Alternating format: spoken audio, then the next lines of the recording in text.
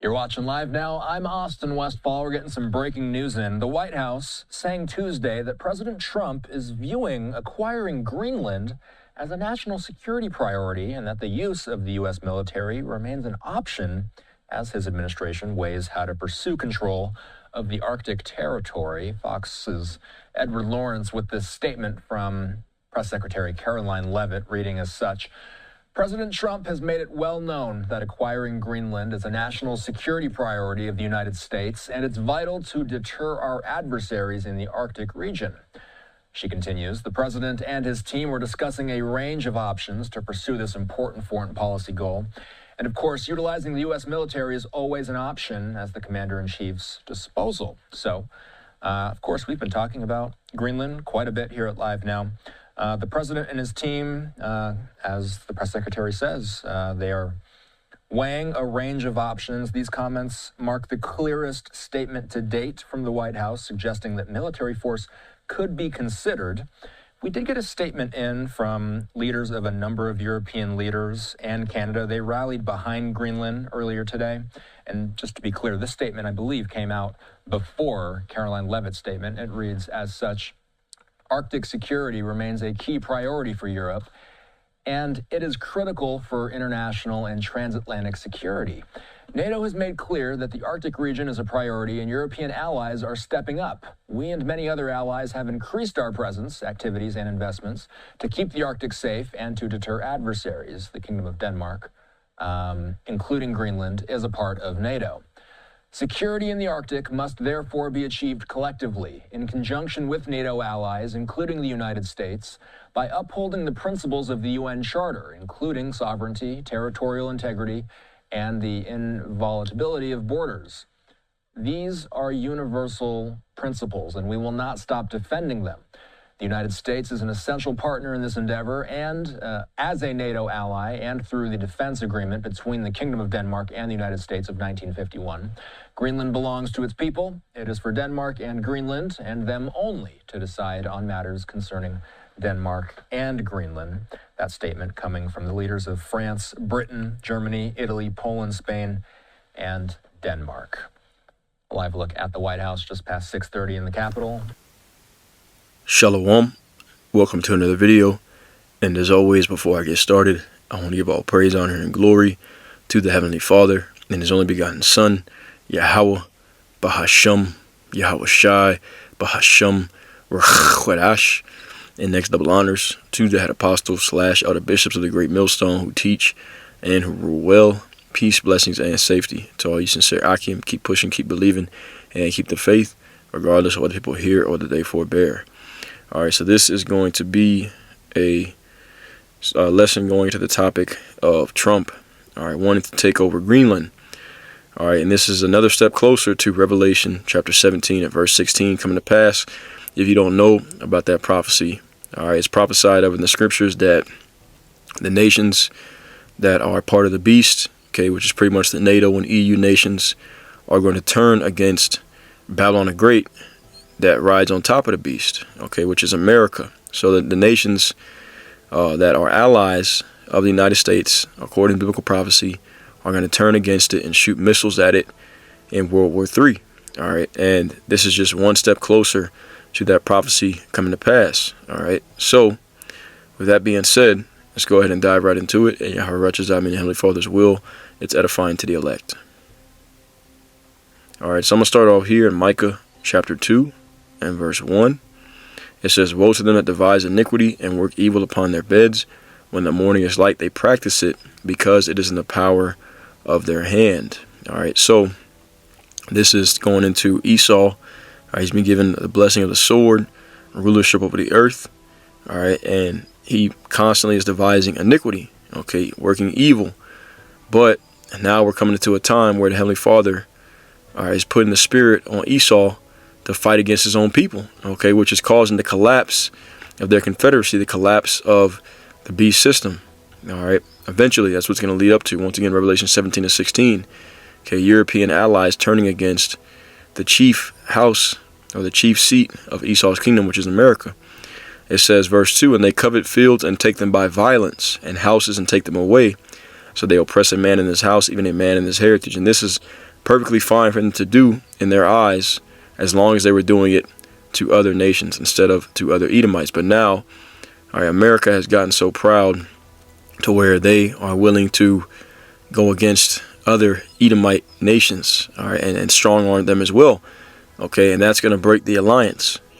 All right, it says, verse 3, therefore thus saith Yahweh, behold, against this family do I devise an evil, from which ye shall not remove your necks, neither shall you go haughtily, for this time is evil. And this is going into him raising them up against themselves, all right, for nuclear war, to destroy one another. Okay, even with Russia, America, United States of America versus Russia, these are two Edomite nations. So he's raising up enmity amongst the inhabitants of the people of the house of Esau to fight it one against another, which will be the beginning of the evils that he's bringing, that he's devising against them. All right, that's only the beginning of their trouble. That's the beginning of their end. Okay, the downfall of their kingdom, and then they're going to go under the curses that we have been under according to biblical prophecy. All right, but that's not what this video is about. This video is about, once again, leading up to Revelation 17 to 16. Okay, let's go now to Habakkuk chapter 2. All right, and I'm going to start at verse 4 with this one.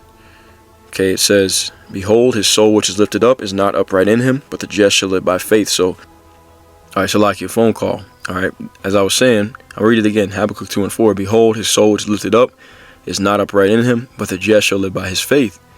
Yea, also because he transgresseth by wine, he is a proud man. It's that pride, that arrogance. Okay, neither keepeth at home. So instead of just worrying about what he has going on here in Babylon, in America, all right, he's in other parts of the world, you know, stealing, pillaging, okay, extracting resources from different nations. And that was all fine and dandy until now he's starting to try to do it to his own allies. Okay, once again, leading up to Revelation 17 to 16. Okay, they were fine when he went and he pillages a South American country, or, you know, a country in Africa, amongst the Hamites, you know, or among Moab, he goes to an Asian country, or Elam, East Indians. Okay, they're fine with that. But once he starts looking to attack other European nations, okay, Edomite nations, all right, now that's where, once again, Revelation 17 to 16 is going to come into play. It says, once again, he is a proud man, neither keepeth at home, who enlargeth his desire as hell, and is as death, it cannot be satisfied, but gathereth unto him all nations, and heapeth unto him all people. All right, so he's full of greed. All right, cannot be satisfied. All right, and he swallowed up many nations in his greed. Okay, and then even, you know, you think of America, that also goes into America and different other European nations being one big melting pot. All right, it says, verse 6, shall not all these take up a parable against him, and a taunting proverb against him, saying, woe to him that increaseth that which is not his. How long? And to him that ladeth himself with thick clay. Even other Edomites are starting to get irritated, okay, with the ways, you know, of their Edomite counterparts, okay, that go about, once again, stealing, pillaging, etc., etc. Okay, it says, verse 7, shall they not rise up suddenly that shall bite thee, and awake that shall vex thee, and thou shalt be for booties unto them? Verse 8, because thou hast spoiled many nations, all the remnant of the people shall spoil thee, because of men's blood, and for the violence of the land, and of the city, and of all that dwell therein. Okay, so that's what they're going to spoil him by way of them nuclear missiles. Okay, it says, woe to him that coveteth an evil covetousness to his house, that he may set his nest on high, that he may be delivered from the power of evil. So covet means to strongly desire things, but he does it in an evil way. All right, he covets things that don't belong to him, that he may gain riches and wealth and set his nest on high.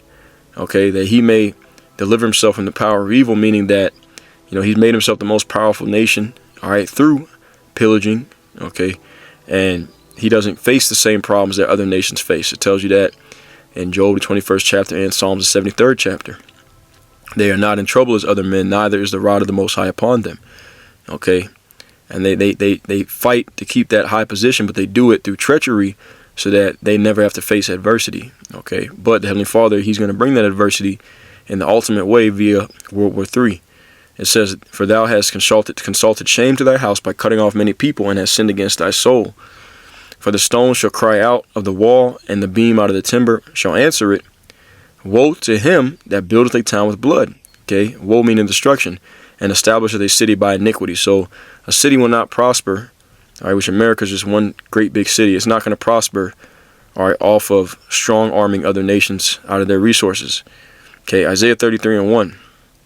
Woe to thee that spoilest, and thou wast not spoiled, and dealest treacherously, and they dealt not treacherously with thee. When thou shalt cease to spoil, thou shalt be spoiled. And when thou shalt make an end to deal treacherously, they shall deal treacherously with thee. Okay, so the nations that are his allies, okay, the Heavenly Father is breaking up that confederacy, that agreement.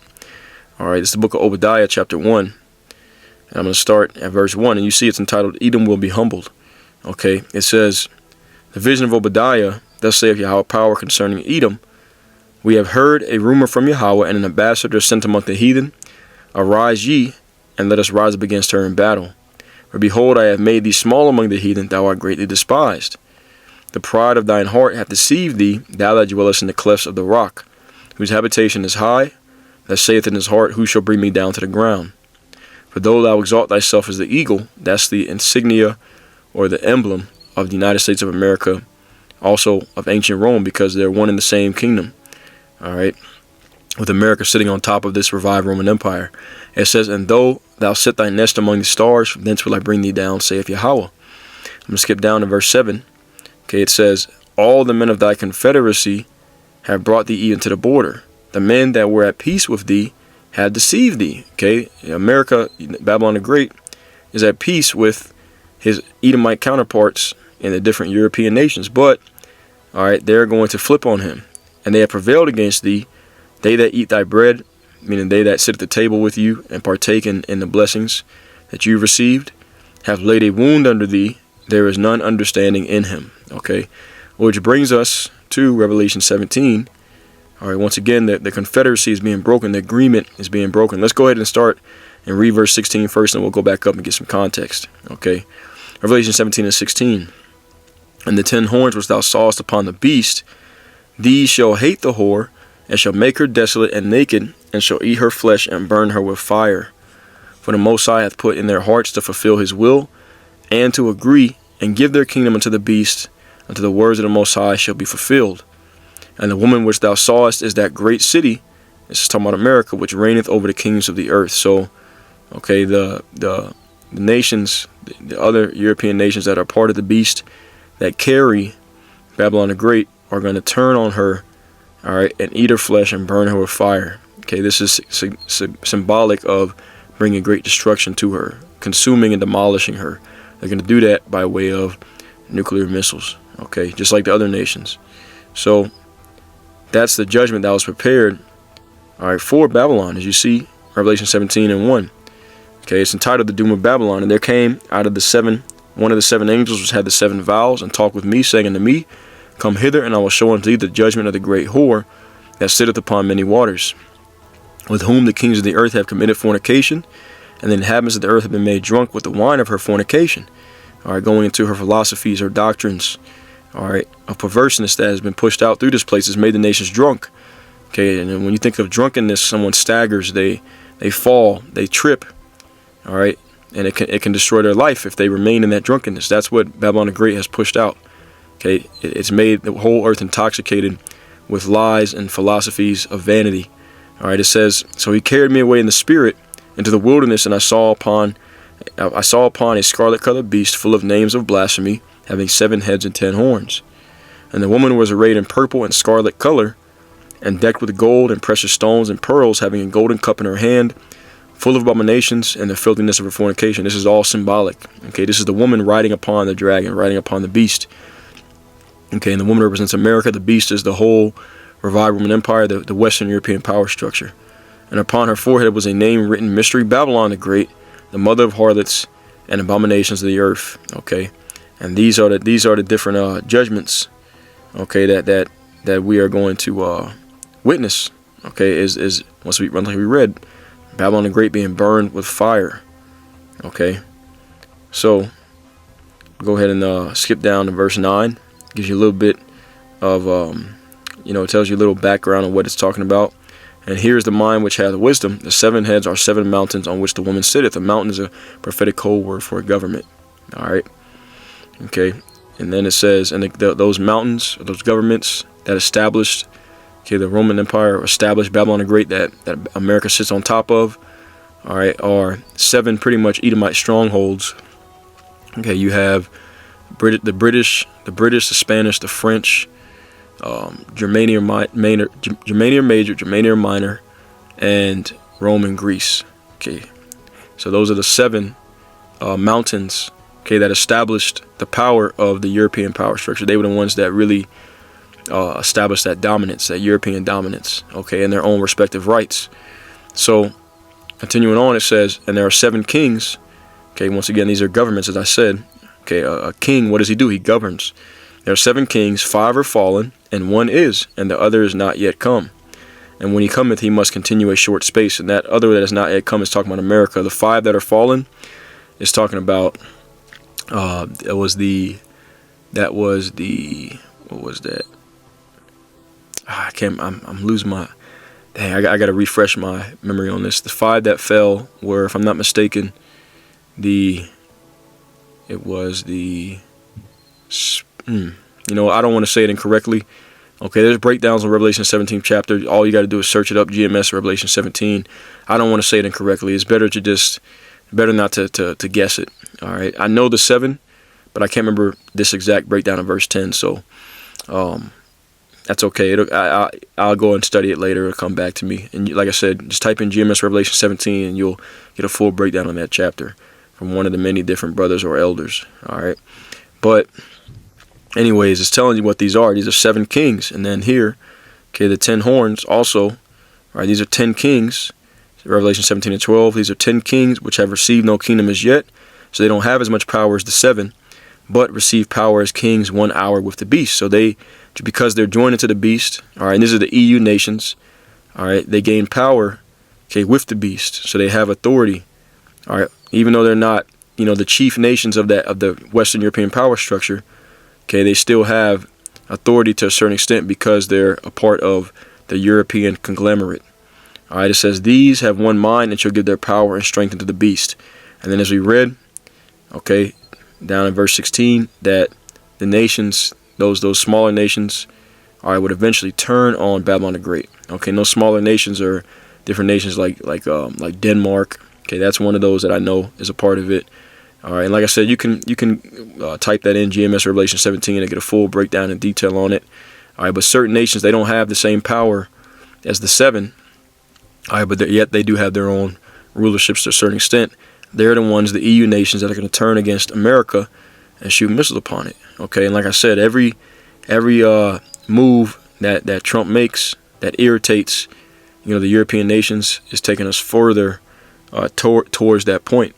All right, further towards the point of them turning against Babylon and burning her with fire. Okay, so this is really like a news and prophecy update. All right, just went into the characteristics of the wicked. All right, and how them, behaving the way that they do is eventually leading to their downfall according to Bible prophecy via World War III and nuclear missiles. So that's it. I'm going to go ahead and close it out there. Heavenly Father's will was edifying. As always, all praise, honor, and glory to Yahweh, Bahasham, Yahweh Shai, Bahasham, Rachodash. And until next time, Shalom, Wa Abad Babal.